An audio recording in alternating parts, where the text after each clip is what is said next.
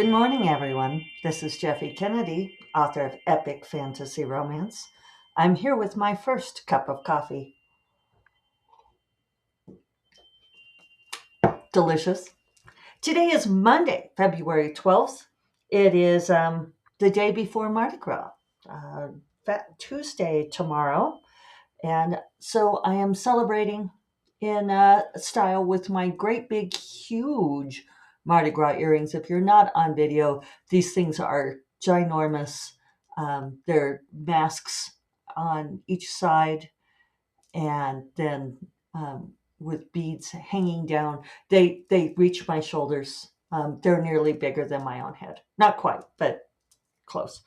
And I'm also wearing beads, not Mardi Gras beads. I used to have lots and lots of Mardi Gras beads, and I finally got rid of them. But I'm wearing pearls, Hawaii pearls. So I realize that's not exactly the same thing, but uh, one does what one must. I used to have all kinds of Mardi Gras stuff. Some of it's like stored away in the garage, but at our old house in Wyoming, I had a Mardi Gras bathroom. It was this small windowless bathroom that had been added under the stairs in this old house. It was a 1913 house, I think, or 1906 arts and crafts house. It was a really neat house. I loved it. But this bathroom was sort of sandwiched under the stairs that went up to the second level. So it had a sloping ceiling, and it was mine. It was the one that I claimed, and it had a shower in there and a toilet and a sink. That was about it, and a mirror. And I hung my big Mardi Gras posters in there, and I had beads on the walls, and I had purple and gold towels, which are the Mardi Gras colors.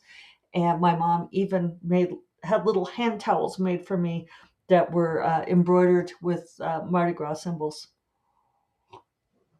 It was awesome. I may have been the only person who liked that bathroom, but I liked it a whole lot. And there's something to be said for uh, setting up the house the way that you want it to be. Uh, I realize this is kind of sideways of our usual topic, but that is the brand here at First Cup of Coffee. People who buy houses and spend a whole lot of time thinking about what will improve the value of the house, which is useful to think about. But if you're only ever thinking about this mysterious buyer that you may have someday, that you're only decorating for them, then, it's kind of like, what's the point of living, right? What's the point of living your life and enjoying having a house if you don't get to do what you want to? You know, Maybe it'll turn up on like one of those creepy real estate agent photos someday, and people will say, how could anyone do that to their house? But also, you always know that when you see those bizarre things and you're like, oh, what were they thinking? You know that they loved it. They did it because they love it. And I have been meaning to mention for some time now. I think you all know that I had like painted the bookshelves and painted one wall in the living room. Well, the other thing I've been doing is I've been doing some tiling, and I tiled one of the nichos. It's something that's characteristic of northern New Mexican architecture, where they build little niches into the wall. So it's a flat bottom with a curved top called a nicho. And there are two nichos in this house, one facing the front door. And so I posted a photo of the tiling work that I had done with the one facing the front door. I wanted it to stand out more. So I put in some welcome tiles and then some other glass tiles. And then I have another nicho that I'm going to do that I've not yet done, but I will. And then there are the two fireplaces in the house. There's one in the living room, one in the primary bedroom. And I have done the flat surface of the fireplace, which I think is just called the hearth. I just went and looked it up because every time I've been telling like my friends that this is what I'm working on, I've hesitated over the words. but it says a fireplace hearth. Because I thought, well, maybe it's also the part, like the grate where the actual fire is. But it says a fireplace hearth is the floor or ledge on your fireplace that extends into the room as well as the wall around the fireplace. So it's the whole thing is actually the hearth. So that's good to know. So I've been tiling that, and I may add some more. I haven't finished the grouting yet, but maybe I'll post another in progress. I did post a photo like a week ago without explanation, no context for you, of the nicho facing the front door. I'm very pleased with how it turned out. So maybe I'll post another in progress one and then do the finals. Yeah, so that's been a fun project. That's been a good example of a non-monetized, quite the reverse, because I've been buying tiles. Uh, it was kind of cool because, or I'm sorry, finish your sentence, Jeffy. Non-monetized creative project.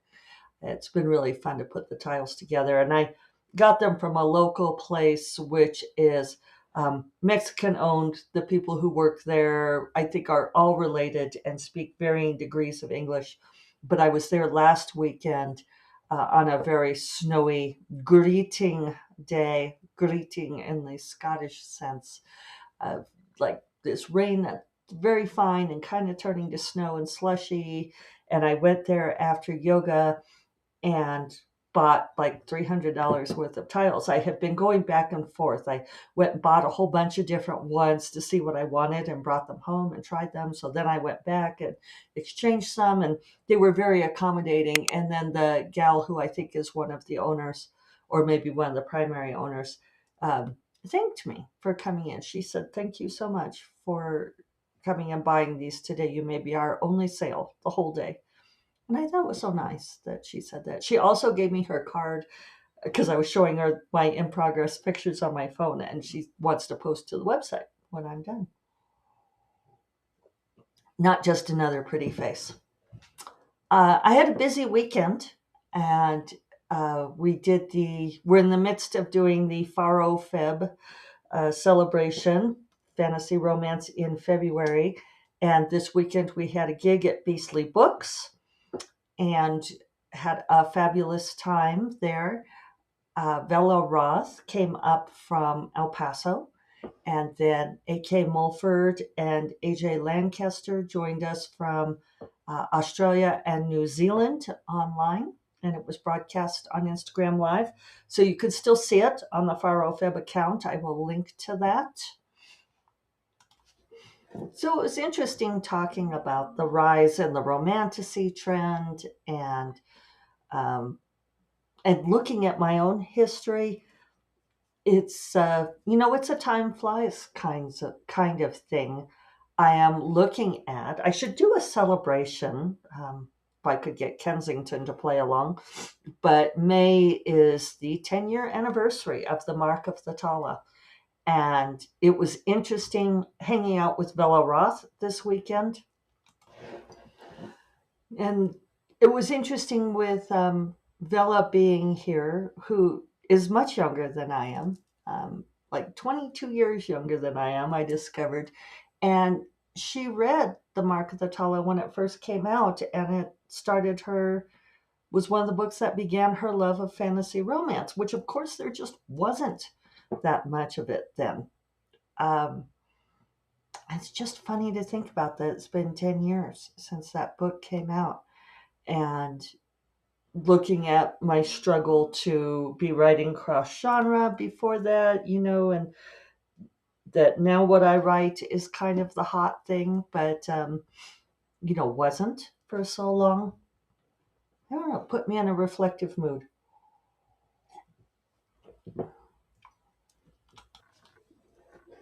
So it was a busy weekend.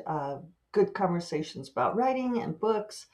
I spent a lot of time and energy mulling the First Order of the Fey Realms, formerly known as the Amethyst Run. Uh, Last week was a slow week. I did not do amazingly well last week. I think I just sort of hit a slowdown point. I only got 3,500 words on it the whole week. And I am up against the Act 2 climax and trying to figure out where it goes from here, or trying to help my heroine figure out how to solve this massive problem that she's gotten herself into. So I think it was a regular process slowdown. And hopefully we'll speed up this week. I would like to have this finished in the next 2 weeks. Um, Alert listeners will recall that I had hoped to have it finished by now, but so it goes. I've also been mulling, and I know that I am preaching to the choir here, but I've been thinking a lot about. I don't know why I'm even bringing this up, because I know you're all just going to tell me that you want Elisa's book, um, which I am going to call Reluctant Wizard. But I was looking at Renegades of Magic, and that trilogy has not really lit up the world. I'm not sure why. Uh, and I feel like Dark Wizard Bonds of Magic has kind of stalled out. Like it's not continuing to gain readers and ratings. So, and Shadow Wizard and the Renegades of Magic trilogy has never done as well as the initial trilogy did. And I'm not sure why. I've kind of been mulling that over, and we have conversations. We did this weekend some, like when do you decide to bail on a series? So I know you don't have to message me. You all don't have to tell me how you really want me to write Elisa's trilogy, because I know you do. I'm just wondering if anybody else does. Um, yeah, we'll think about that. I know I need to finish the story, and maybe that's reason enough to do it. But uh, yeah, I'm kind of wondering why that series hasn't done so well. I was thinking about going to go look at my reviews and see if there's a clue. Maybe I just didn't get it out there as much. So I don't know. It might not be worth thinking about. I would like to finish Elisa's book. The other thing I'm thinking about is, I guess, Elisa's trilogy is putting these books in KU just for grins. Uh, yeah, I might try it and just see. I know I've tried it before, but not with this particular series. So these are all my many thoughts. Uh, I did watch the Super Bowl yesterday afternoon. David wanted to watch it, and so we put it on because we already had a subscription to Paramount Plus, so we could watch it on streaming. And I was finishing up laundry. I was finishing up doing a few things on the laptop, but it was nice for a Sunday late afternoon evening thing. But then the game went on so long and went into overtime for only the second time in Super Bowl history, and into 15 minutes of overtime. And David went to the grocery store before it closed. Our little store closes at 9, so it was like 8:30 here. And so he went, and I was putting laundry away and listening to the game with half an ear, because I really wanted Taylor's boyfriend to win. No I have no fandom involved otherwise, but I wanted Taylor's boyfriend to win. And then the stream cut out. And I was invested at this point. And apparently Paramount Plus streaming completely crashed. And they went to having Face the Nation on there. And so I did not see the miraculous last minute win by the Chiefs. And I probably would have been jumping up and down with my hands at my throat. And I really wanted to see Taylor's reaction. So I'm going to have to look it up on the internet today. Like a dinosaur. Oh, yeah. So I just was, I'm curious to see if there's fallout on Paramount Plus today, because apparently a lot of people had trouble getting on the streaming from the beginning. So, yeah, back to writing issues and so forth. Uh, People have been asking me for advice on if you write fantasy romance or romantasy and considering moving into a traditional deal. I do think now is the time. My prediction, for what it's worth, is that the traditional publishing houses and editors will be continuing to acquire for probably pretty voraciously for probably the next year. I'm guessing that in 2025 is when we are going to start seeing some drop off, because a lot of the books that are being acquired now are going to come out in 2025 and 2026, and some of them will not do well, right? That's just the way of it. Uh, some won't do well for no good reason. Others are books that have done well in Kindle Unlimited, where readers read them essentially for free. And will those readers convert over to paying for a $12 ebook is always the question. We don't know, do we? Sometimes they do. A lot of times they don't. And so some of the books that editors are acquiring now, a few people in the industry, in the self-publishing community, are kind of side-eyeing. It's like, really? That's the one you wanted to pay a bunch of money to acquire? Well, we'll see. We'll all find out. But those particular crows are not going to come home to roost. I know I mixed that metaphor, until 2025 and 2026. So up till then, there is still a realm of possibilities. Uh, Bella and I did have some conversations. It was kind of funny because she was talking about it being fantasy romance being hot right now, the whole romantasy trend. And she was saying that she hoped that it would still be a thing when it inevitably dies down, which I kind of thought was funny. And she meant this totally earnestly. She didn't mean it as anything but thinking about that she hopes that she'll be able to continue to write and sell those books. But it was like, well, I was doing it before it was hot and doing okay. I've been making a living at it.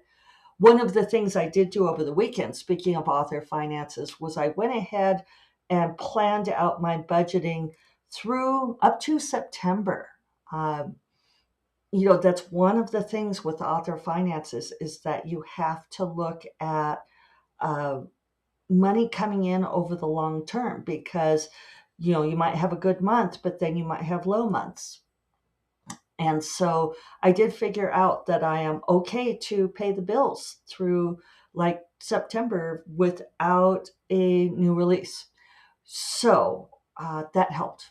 That helped to know that. I'm not sure if it's good for me to not be feeling the pressure to get books written, because I feel like I slow down when I don't feel that way.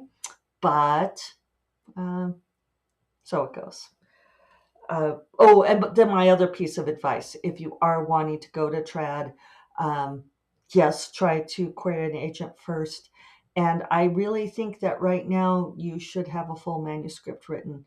You could try querying agents with a partial, but to sell to traditional publishing, I just think you need a full manuscript now. And I think it would be better to go ahead and query an agent with that full manuscript too. So my predictions, for what they're worth, that's how I'm planning to do things. So hope you all had a great weekend. I hope you got to watch the last gripping 10 minutes of the Super Bowl, which I did not.